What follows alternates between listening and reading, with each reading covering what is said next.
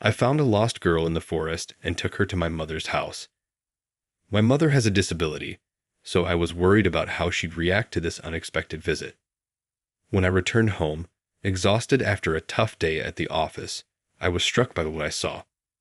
As the company leader my father left me, the weight of responsibility was always on my shoulders. Despite the fatigue, my mind was constantly racing with thoughts about the company's future. I'm known for my dedication at work, but outside the office, I'm quite reserved. As I parked my car in the garage of my large house, I sighed heavily. The loneliness of that big, quiet house was overwhelming. The only person I truly connected with was my mother, Sandra. Unfortunately, her health had been rapidly declining due to advanced Alzheimer's. I entered the house, leaving the fading daylight behind. "Mary, I'm home," I called out, surprised to see the housekeeper still there. She usually left by now, but today she was still around. "Mr. Charles, I was waiting to talk about Mrs. Sandra," Mary said, her tone anxious. I sighed, knowing conversations about my mother were never easy. "How is she today?" I asked, bracing myself for the answer. "The same, sir," Mary replied. "But she asked about you several times. I think it would be good for you to spend some time with her, even if she doesn't remember afterward." I agreed, feeling guilty for not spending more time with my mother. "I'll see her now," I said, heading to Sandra's room. When I entered, I saw my mother staring out the window from her armchair.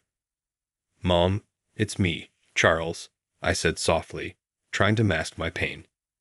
Sandra turned her head slowly, her gaze confused at first, but then a brief flicker of recognition appeared in her eyes.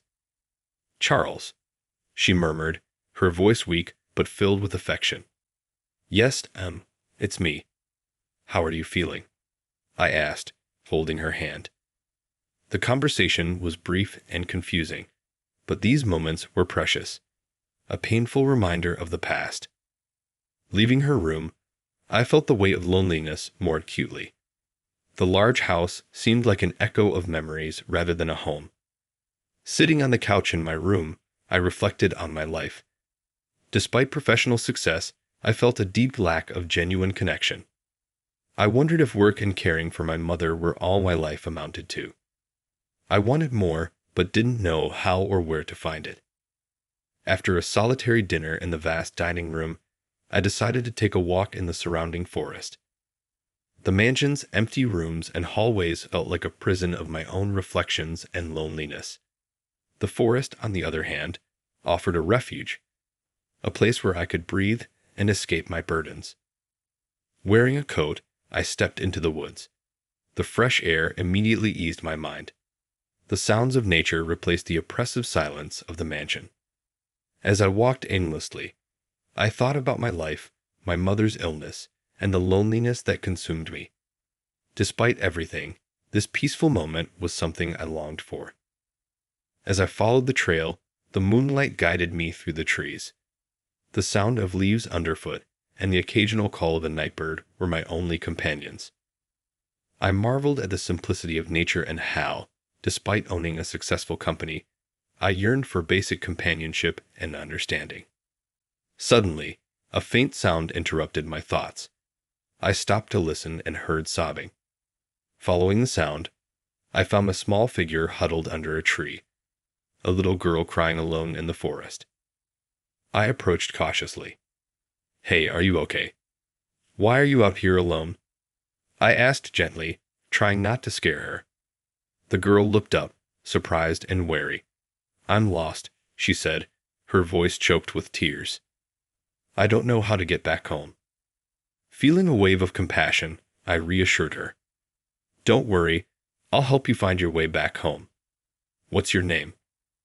I squatted down to her level, trying to seem as non-threatening as possible. "Barbara," she replied, wiping her tears. I extended my hand. "I'm Charles. Come on, I'll take you home." Walking with Barbara by my side, I felt a strange sense of purpose. The concern for this lost girl momentarily took me out of my own troubles. As we walked, I thought about the trail leading to a busy avenue, hoping that might lead us to her home. However, as I looked at Barbara, I noticed her clothes, simple and worn, contrasting sharply with my own circumstances. "Barbara, where is your home? Do you know roughly which direction?" I asked, hoping for a nearby street or neighborhood. Her answer took me by surprise. "My home is a little cardboard house I made. I think it's a bit far from here, in a place where nobody else wants to be. I know where it is but don't quite remember how to get there," she said, a hint of pride in her eyes. Her innocence and pride in her makeshift home left me speechless. I realized the gravity of the situation. She didn't have a traditional home, but rather an improvised shelter vulnerable to many dangers. "Do you live there alone?" Charles asked, trying to hide his concern.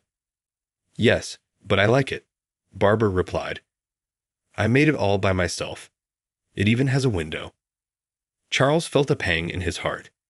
He admired Barbara's strength and independence, but the idea of her living alone in such conditions troubled him deeply. "Barbara, it's very cold at night, and it's already late. Would you like to spend the night at my house? Tomorrow, we can check out your cardboard house and see how we can help," Charles suggested, trying to sound inviting without scaring her. Barbara looked at him warily, but with a hint of hope in her eyes. "Are you sure? I don't want to be a bother." Charles nodded with a reassuring smile. "I'm sure, Barbara. It'll be an adventure." When they arrived at the mansion, Barbara's reaction was pure delight. Her eyes widened, and with a smile, she exclaimed, "Wow, this place looks like a fairy tale castle." Charles couldn't help but smile too, moved by her genuine wonder. It was rare for him to see such spontaneity and sincere admiration, and it brought him a joy he hadn't felt in a long time. As they entered, Charles approached Mary, the housekeeper, hoping for her support. Mary's eyebrows shot up in surprise at the sight of Barbara. "Mr. Charles, who is this child?" she asked, her voice tinged with concern. Charles quickly explained the situation, hoping for understanding. Instead, Mary responded with alarm. "You can't just bring a stranger into the house. She might be carrying diseases. It could be dangerous for all of us, especially for your mother." Charles was taken aback. He wasn't used to being challenged in his own home, especially when trying to help someone in need. "Mary, I expected more understanding from you. Barbara is just a child who needs help. We're not turning our backs on her," Charles said firmly. Mary argued about the risks, but Charles was resolute. "I've decided, Mary. Please get some clean clothes for Barbara, prepare a warm bath, and make sure she has a decent meal tonight." Mary, clearly displeased, nodded reluctantly. "As you wish, sir." Despite Mary's reaction, Charles knew he was doing the right thing. He turned to Barbara, who watched the exchange with a mix of confusion and gratitude. "Don't worry, we'll take care of you," Charles said, kneeling beside her. Barbara, still amazed by the grandeur of the mansion, smiled back with relief. Later, in her temporary room, Barbara was in awe. The bed felt like a cloud, and the room seemed like a palace. She jumped on the bed, touched the pillows, and laughed with joy. "It's bigger than my cardboard house," she said, running around with delight. After a warm bath and the clean clothes Mary provided, Barbara felt like she was dressed for a party. She devoured the meal with genuine appreciation. When Charles returned to check on her, he found Barbara lying on the bed, her eyes shining with happiness. "Is everything all right?" he asked, feeling a wave of contentment. "Yes, everything is so beautiful and tasty. Thank you, Mr. Charles," she replied with heartfelt sincerity. "Just call me Charles," he said, sitting on the edge of the bed. Barbara, now a bit shy, asked, "Can I ask you something? Is this house a real castle?" Charles laughed, charmed by her curiosity. "Not exactly a castle, but it's my home. And tonight, it's your home too." He enjoyed having someone to share his large, lonely house with, even if just for one night. "Would you like me to read you a bedtime story?" he offered, hoping to make her night even more special. Barbara's eyes lit up.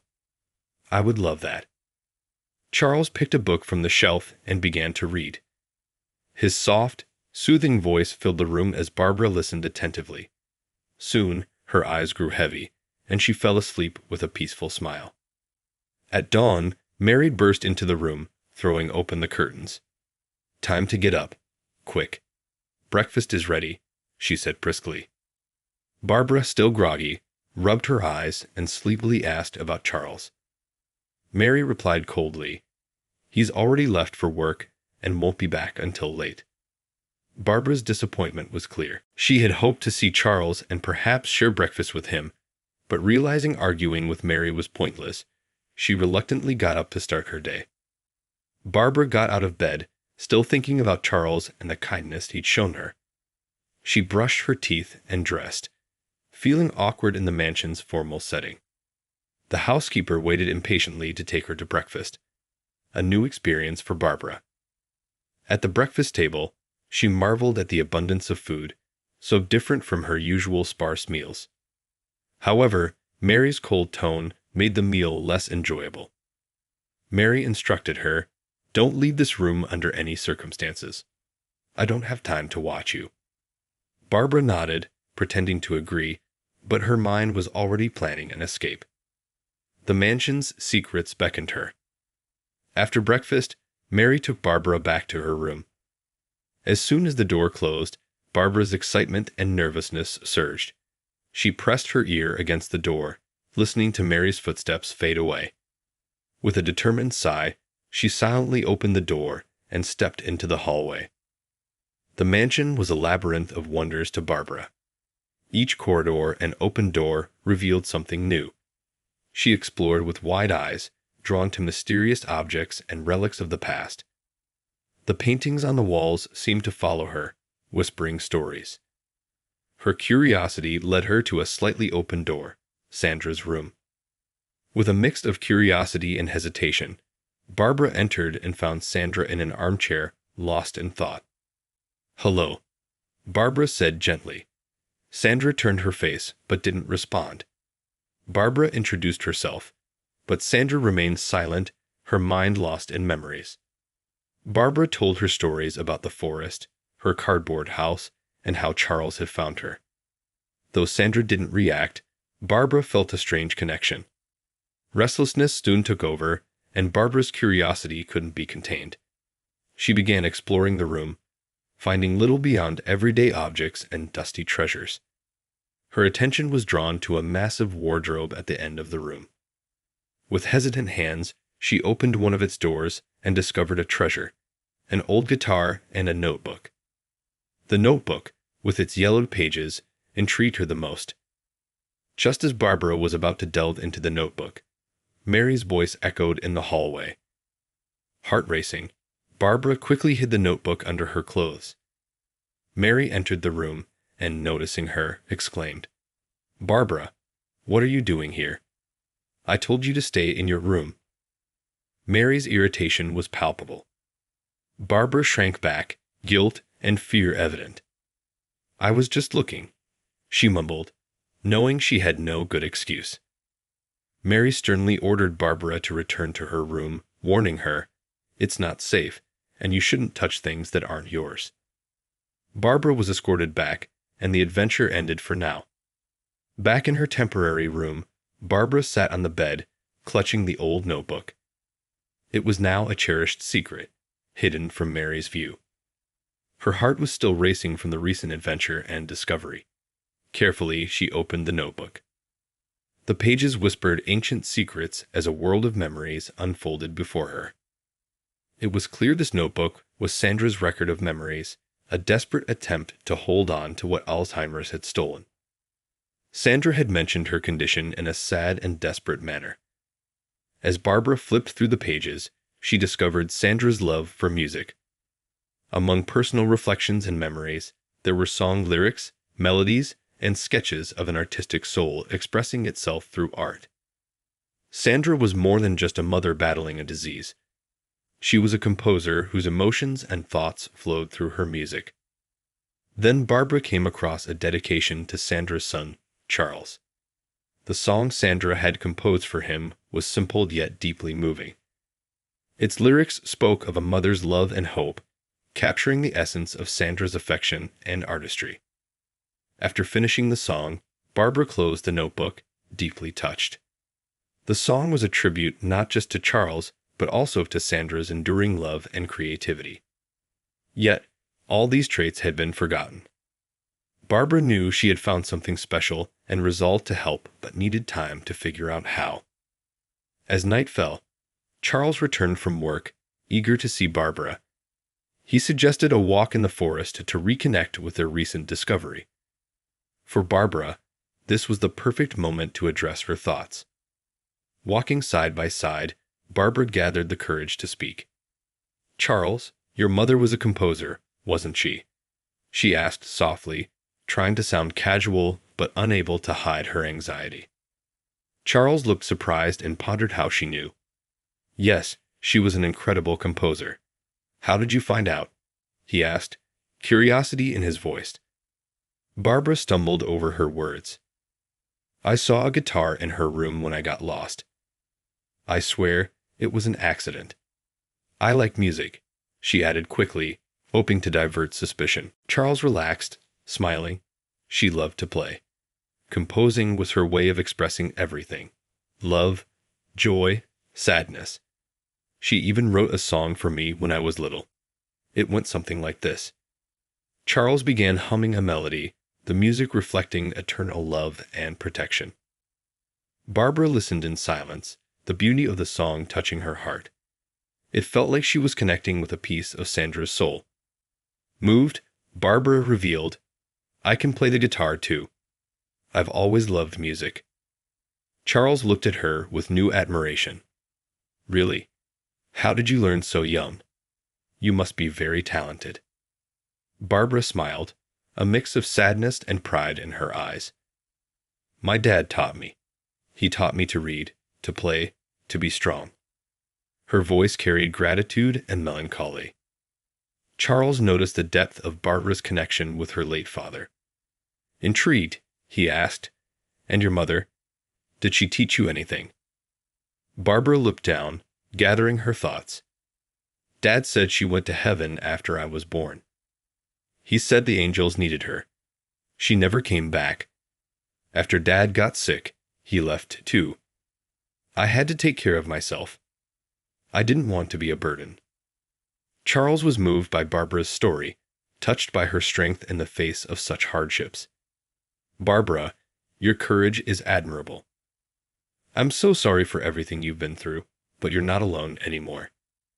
The conversation deepened their bond. Barbara felt welcomed and safe with Charles, sensing a new beginning. Charles, inspired by Barbara's resilience, vowed to offer her a better future, a promise of protection and care.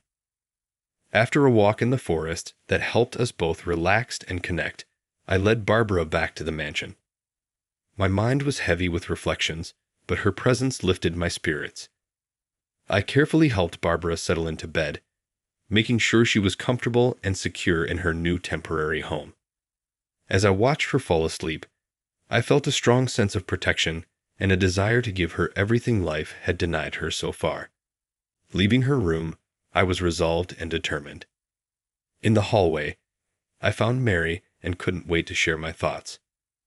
"Mary, I've been thinking about something important. I want to officially adopt Barbara," I said with clear resolution. Mary, ever practical and a bit skeptical, looked surprised and disapproving. "Adopt her, Charles? Are you sure?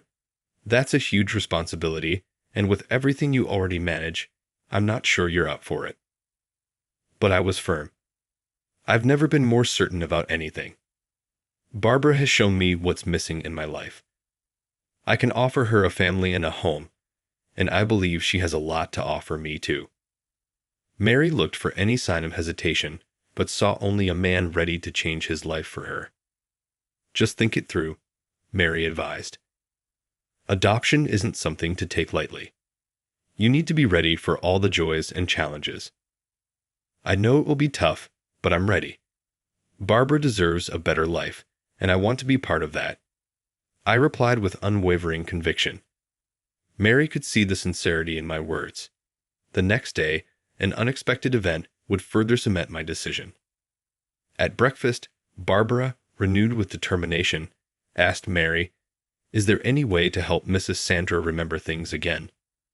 Her question took Mary by surprise. After a pause, Mary replied, "Mrs. Sandra's illness is Alzheimer's, and it's only getting worse. It's not something we can reverse." Barbara listened with serious intent but remained hopeful. "There has to be something we can do, even a little bit," she insisted. Mary admired Barbara's determination despite knowing the harsh reality. They say that music and old memories can sometimes reach parts of the mind we think are lost, but it's not guaranteed, Mary said, encouraging Barbara's hope.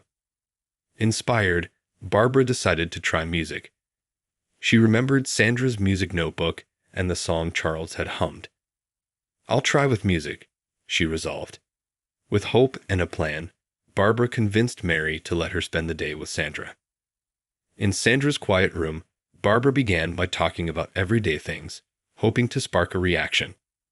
When that didn't work, she shifted to Sandra's music. "Mrs. Sandra, I saw a notebook in your room with your beautiful songs. Do you remember writing them?" Barbara asked, her voice full of admiration. She spoke enthusiastically about the lyrics and melodies, hoping to trigger some recognition. Despite Sandra's distant expression, Barbara didn't give up. She believed that music and love could bridge the gap created by the disease. Then I had another idea. I went to my room and grabbed Sandra's diary. I returned to her room with it, hoping that seeing her own lyrics and melodies might help her remember. Carefully, I opened the notebook and showed it to Sandra. "These are your songs," I said, holding it so she could see the writings. "Do you remember writing them?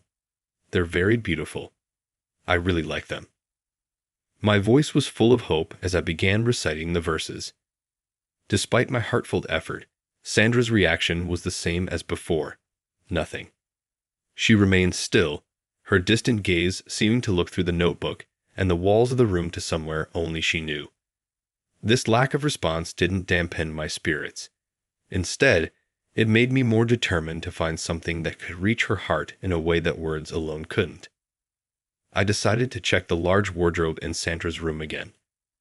My eyes lit up when I found a box full of musical score notebooks next to a guitar. It was like discovering a hidden treasure, the keys to the melodies that matched the lyrics I'd read. I picked up one of the notebooks, flipping through the pages of musical notes. Each page was a potential bridge to Sandra's dormant consciousness. I thought, this might work. If words couldn't reach Sandra, maybe the music itself could. Excited by the possibility, I compared the song titles in the scores with those in Sandra's diary. When I found matches, a mix of anxiety and excitement took over me. I took Sandra's guitar and tried to play and sing the songs, hoping the combination of melody and lyrics could awaken a memory. Despite my efforts and growing confidence, Sandra's reaction remained unchanged. I realized that perhaps my unfamiliarity with the exact way to sing her songs was preventing the connection I sought. But I didn't give up. I kept trying different songs, adjusting my voice to match the melody of the guitar. As the day turned to afternoon, then evening, my fingers began to hurt and my throat dried out, but I refused to be discouraged. Each chord was a silent plea for Sandra to return, even just for a moment, to the world that music had created. When night fell, I finally had to stop. Exhausted and frustrated, I sat on the floor, letting the guitar rest. Just then, a flash of inspiration struck me. The melody that Charles had shared with me in the forest, the one his mother had composed for him, came back to me. It was the one song where I knew the exact rhythm. With renewed determination, I sifted through the scores, eagerly searching for that melody. Finally, among the yellowed sheets, I found it, the precious score dedicated to Charles. I took a deep breath, feeling a mix of nervousness and hope, and positioned my fingers on the guitar. I began to play the first notes, the melody flowing more easily this time, each chord filled with emotional depth.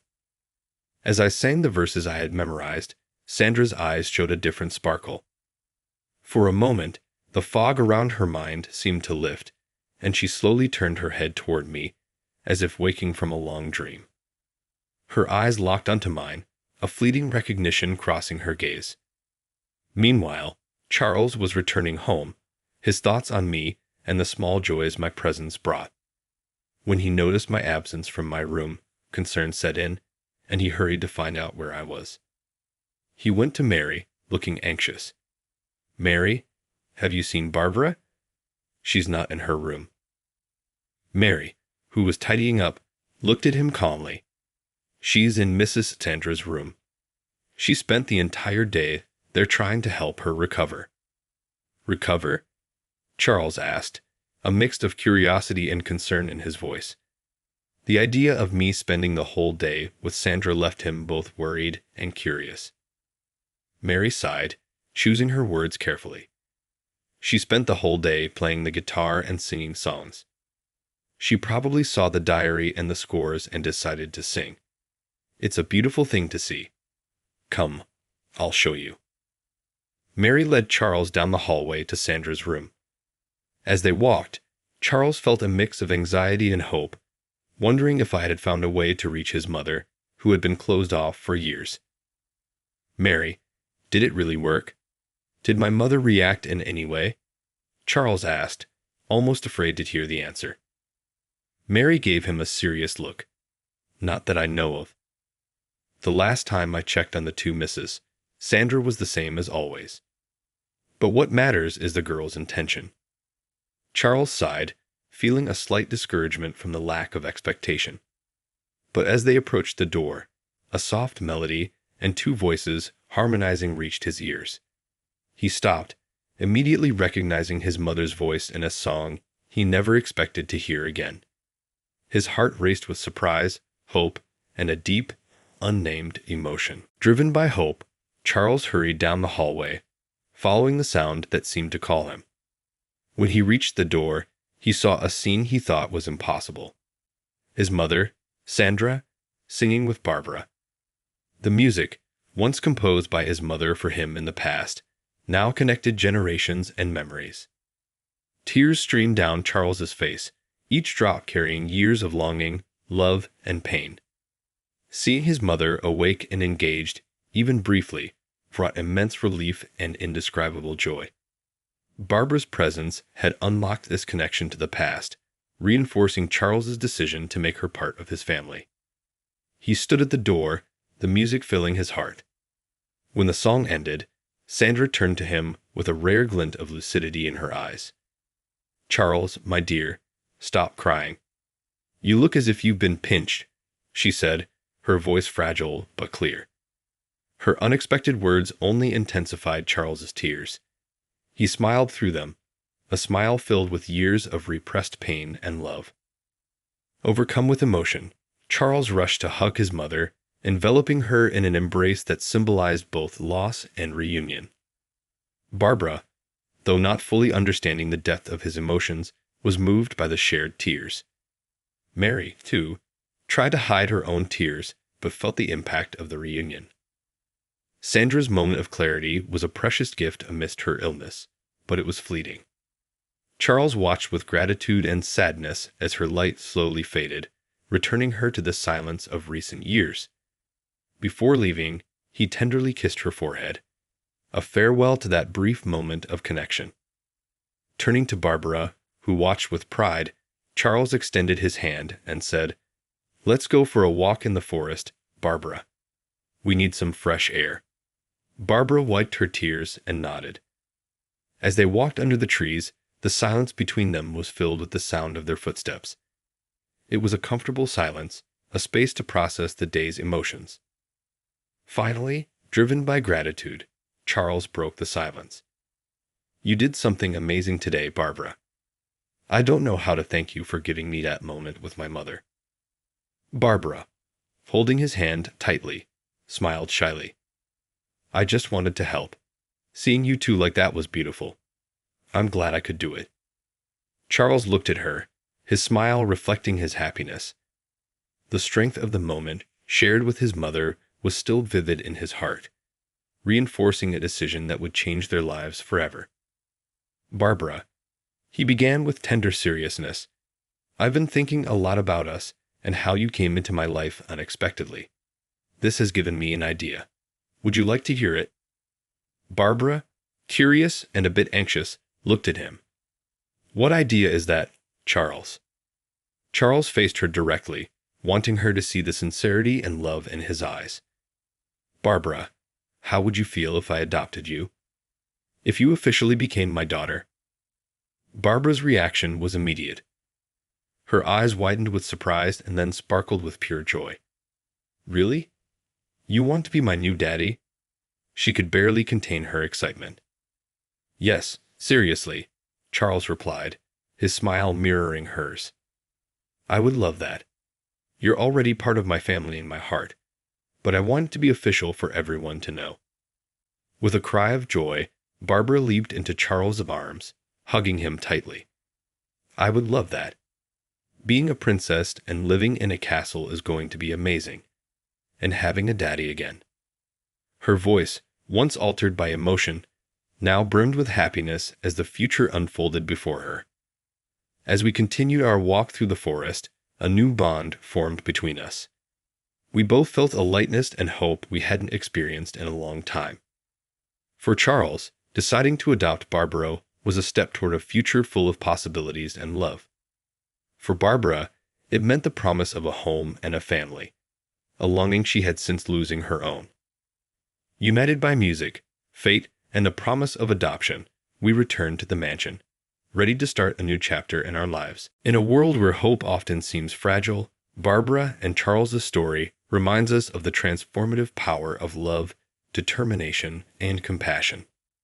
In the weeks following that unforgettable day, Charles worked tirelessly to make Barbara's adoption official. The speed of it all showed not only his determination, but also how right the decision was for both of them. Now officially part of the family, Barbara thrived under Charles's care. The mansion, once quiet and lonely, buzzed with the joy and energy of the young girl. Her eagerness to learn and sharp intelligence made Charles proud, and even Mary found new purpose in supporting Barbara's studies. Barbara's musical moments with Sandra, though brief, brought comfort and joy to everyone. For Sandra, these moments were a small healing for the wounds left by her disease. For Charles, they were proof that true love endures despite the challenges of Alzheimer's. Our days at the mansion were transformed into times of learning, music, shared laughter, and quiet gratitude. Charles, Barbara, Mary, and even Sandra in her lucid moments formed a family united by heart, not just blood. Their story shows that even in unexpected circumstances, family can be found and formed. The adoption of Barbara brought new life to all of us, proving that even in adversity, happiness, love, and a sense of belonging are possible. Our mansion, now filled with love and joy, celebrated life each day thanks to the strength of love and the beauty of forming a family. If you enjoyed this story, please hit the like button and join our community by subscribing to the channel. Your support motivates us to share exciting stories almost every day. Don't miss the next incredible story displayed on your screen. We deeply appreciate your support and hope to see you soon.